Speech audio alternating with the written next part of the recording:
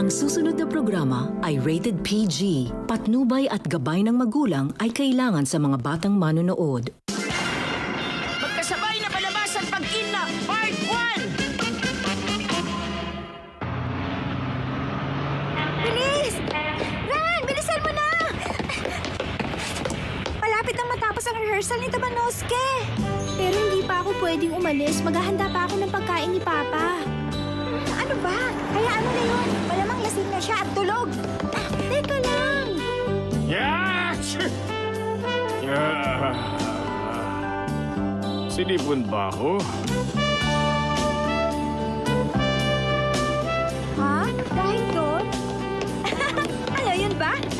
Nag-aalala ka? Baka magalit yung asawa mong detective? Ha? Teka, hindi ba parang may kamukha si Tamanoske? Si Shinichi. Magkamukha sila? Parang hindi naman. Ah, di ba Takitori Story yung title ng play at saka si Princess Kaguya yung bida? Oo. At sa Tamanoske ang gaganap na day, yung bidang lalaki na nilove kay Princess Kaguya. Ay, sana ako na lang si Princess Kaguya. Ay, ikaw talaga? Oh?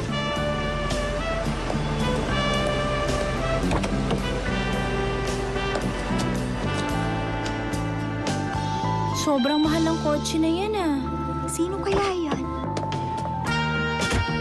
Dito po tayo, President.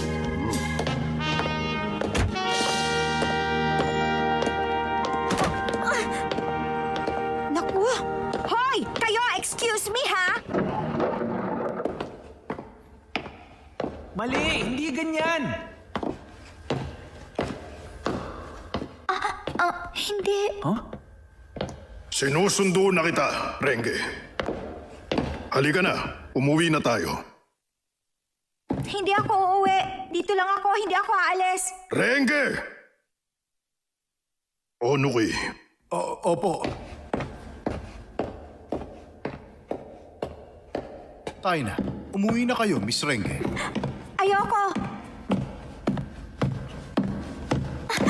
Bitiwan mo ako. Miss Renge?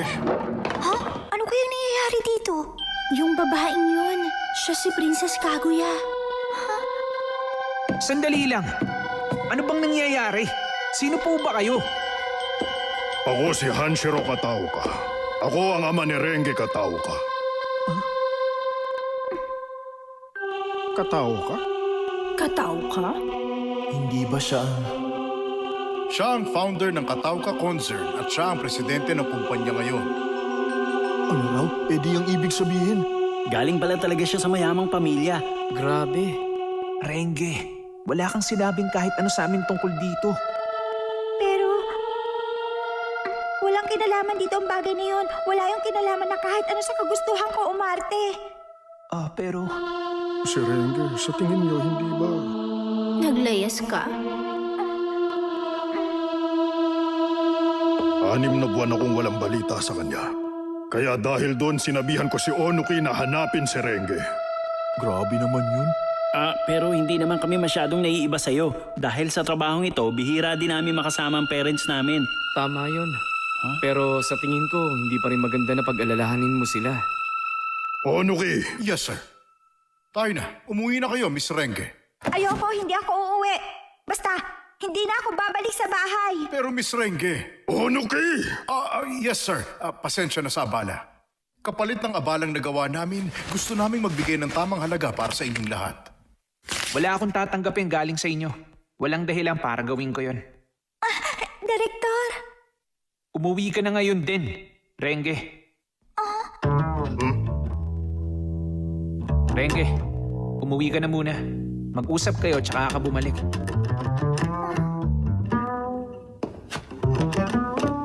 Sandali lang, Director. Kukulangin tayo ng oras para mag-practice at magplano. 3 araw na lang bago ang unang show. Tama ka, hindi kaya yun. Pero hindi rin naman natin pwedeng hayaang ganito ang sitwasyon. Mahirap yun. oo, tama ka. Sige na, umuwi ka na, Renge. Sandali! Tayo na, Miss Renge. Sandali lang, please, Direktor! Gusto ko lang... Ran, pwede ka lumapit sandali? Ha? Okay. Pasuyo, yung costume for Princess Kaguya, at saka yung props. Uy, huwag mo sabihin. Ano? Seryoso? Plano mo bang gawing substitute si Rani, Miss Renge? Hindi, no? Tama ka. Kailangan natin ng Kaguya para sa practice at sa pagpaplano. Para handa tayo sa unang araw ng show. Kung ganun, tutulungan niya muna tayo. Wala naman tayo magagawa. Tama ka dyan. Okay, mag-practice na tayo! Miss Renge!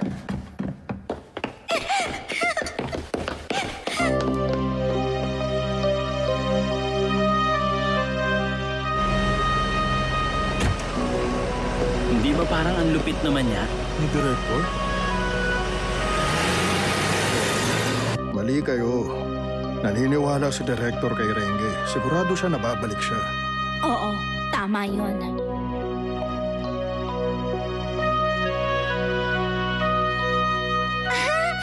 Sobrang ganda mo, Ate Ran. Sobrang ganda niya talaga. Dapat siya na ang umarte sa play! Oo, tama. Hoy. Sa tingin ko, hindi magandang ideya na yun. Heto. Wow! Love scene! Pwedeng mangyari yan? Sina Miss Ran at Mr. Tamanoski. Naku, hindi pwede. Mabuti na lang wala dito yung asawa niya, detective, at hindi niya ito mapapanood. Nandito ako nanonood. At saka hindi lang yon. Bakit hindi ako ang nandun? Pero si Miss Renge, hindi siya bumalik.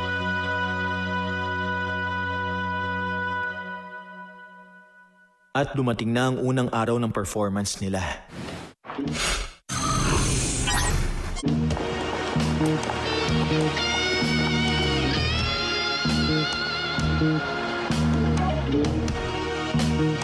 Tatlong oras na lang. Wala na tayo magagawa. Nandito na tayo. Hindi na tayo pwedeng basta mag-cancel. Kahit na wala yung bida. Director, Anong gagawin natin? Susunduin ko siya. sige, puntahan mo. Si Renge? Sobrang hirap nun. Ganun yung papa niya. Oo nga eh. Paano naman tayo niyan pag nagbago ang isip ni Renge? Naku, lagot. Ano na lang mangyayari sa play natin pag ganun? Kailangan natin mag-cancel. Hindi pa ako nakarinig ng takitori ng walang Kaguya. Alis na ako. Director!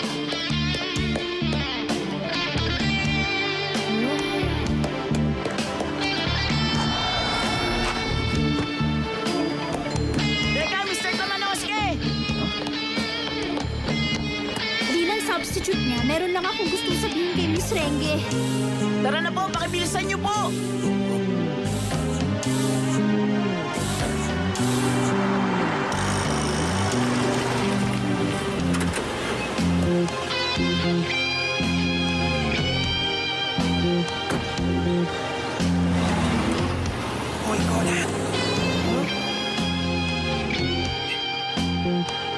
Teka, Officer Tang...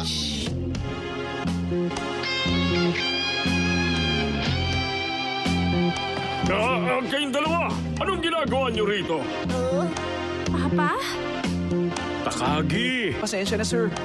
Hindi kasi natin alam, baka nasa paligid lang yung salarin. Kaya naman pinapasok ko na sila. Salarin. Ikaw na naman.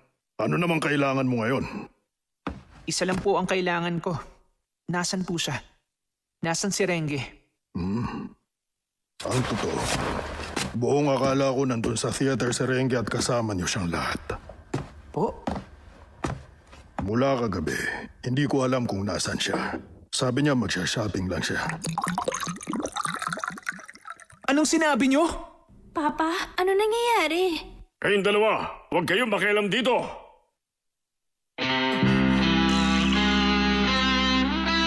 Teka, Conan! Hoy, tumigil ka! Ransom money. 150 million yen. Miss Renge! Hatiin niyo sa tatlong ransom money. Pare-parehong ilalabas na pera ng Imay Electronics, Kato Network at Nakaw Media. Kailangan handa na ang pera ng 2:00 ng hapon. Ipadala niyo sa sekretary niyo sa parking lot sa One Chome Yoshioka. Nanghihingi ng ransom? ibig sabihin, Kinidnap siya?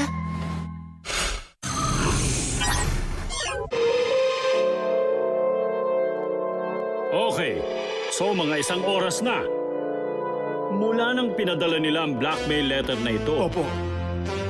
Sino nagpadala? Para yatang malaking problema to ah. ganito yung ginagamit sa international crimes at problema na to sa iba't ibang parte ng mundo. Talaga?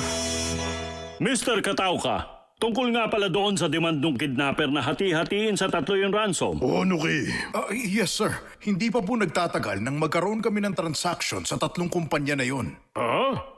Pero bakit naman kaya sa 3 yun hinihingi yung ransom? Tungkol po dyan... Sige lang, ipaliwanag mo.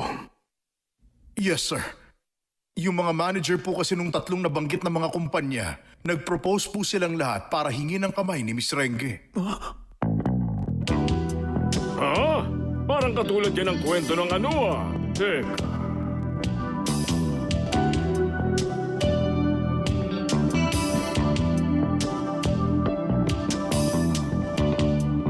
Tama! Kwento ni Snow White! Papa, baka ang ibig niyo sabihin si Princess Kaguya. Oo, yun nga ang ibig ko sabihin. Yun nga ibig niyong sabihin. Ano kaya yun? Parang may mali rito. Excuse me, sir.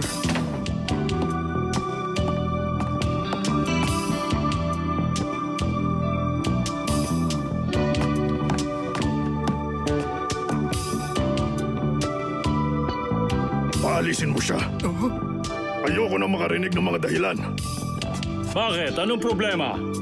Kasi sir, yung isa sa mga manager na sinabi ko kaninang nag-propose, hindi na raw makakapagbigay ng pera dahil may problema sa kumpanya. Kasinungalingan yon. Ang totoo, ayaw lang nila ng problema at skandalo. Mga hangal, hindi ko sila mapapatawad. Mas mahalaga pa ang kumpanya nila kaysa sa anak ko.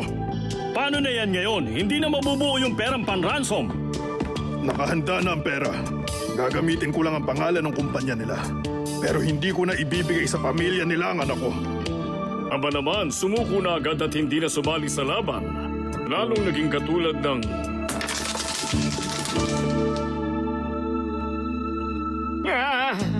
Patawarin niyo ako! Nung kay Snow White. Princess Kaguya po. Oo, yun nga! Pero yung 2 pong kumpanya, nagpadala na sila at hawak na rin namin ngayon yung pera nila. Pagdating ng takdang oras, dadalhin ko na po sa address na binigay. Sa ngayon, kailangan nating sumunod sa pinapagawa nila. Tapos tingnan natin kung anong susunod nilang gagawin. Ipagpapatuloy namin ang ginagawa naming investigasyon at priority namin ang mailigtas ang anak nyo. Kayo na po ang bahala.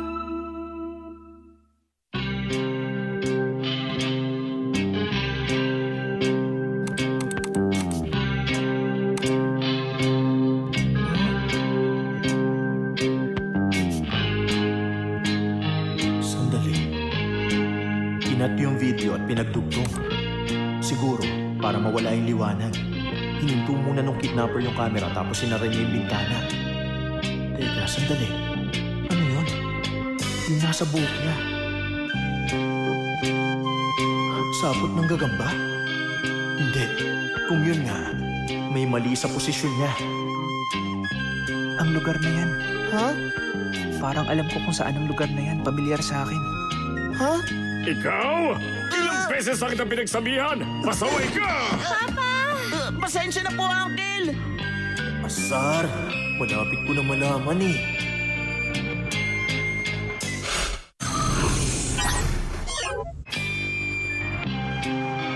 Si Miss Renge? Nakidnap siya? Di pa ako pwedeng umalis dito. Ayumi, kumusta dyan? Anong balita? Lahat sila dito. Hindi alam ang gagawin. 1 oras na lang bago ang play. Ano bang gagawin natin ngayon, Conan? Tulong! Tulungan niyo ako! Isan ako! Ano ba yan? Kasi naman kung saan-saan po kayo nagpupunta eh. Sapot lang po yan. Kaya niyo na pong tanggalin yan mag-isa. Magpapatulong ba ako kung kaya ko tanggalin? Ayoko talaga ng mga gagamba! Magpapatulong? Hindi niya kaya mag-isa? Tama, alam ko na.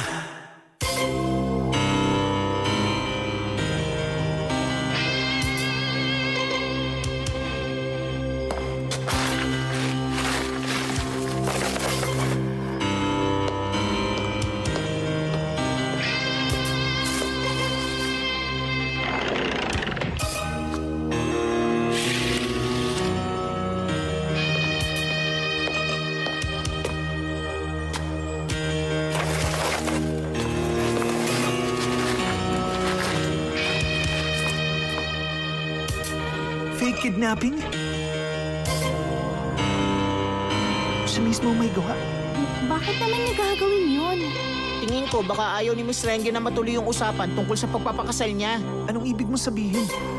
Hindi ko talaga alam pero siguro ang dahilan kaya sa mga nag-propose sa kanya nang hingi si Miss Renge ng ransom. Parang katulad ng kwento ni Princess Kaguya. Baka gusto niyang ipaalam sa papa niya ang nararamdaman niya. Oo, tama ka. Yan din ang tingin ko. Pero hindi pa rin dahilan yon para gawin niya ang bagay na to. Batang maliit. Sa tingin mo si Renge, nasa warehouse, tama? Malamang. Malamang dun nga. Ha? Tara na! Teka! Mr. Tamanoske!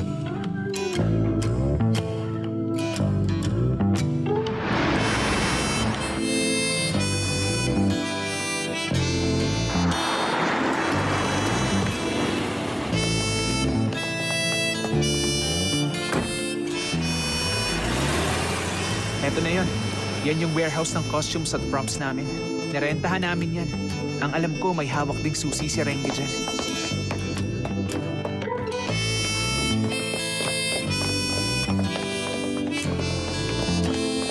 Tingin ko ito na nga ang lugar na yon. Hindi ba natin dapat sabihin kay Papa ang tungkol dito? Pero parang walang tao sa loob. Renge!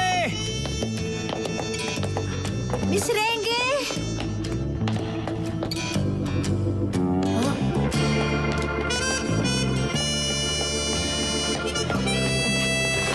Sabi na. Ayun! Renge! Sa oras na, nagkatotoo ang fake kidnapping.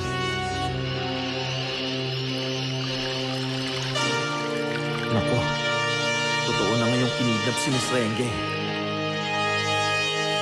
At ang salarin, malamang yung taong tumulong sa kanya sa fake kidnapping niya.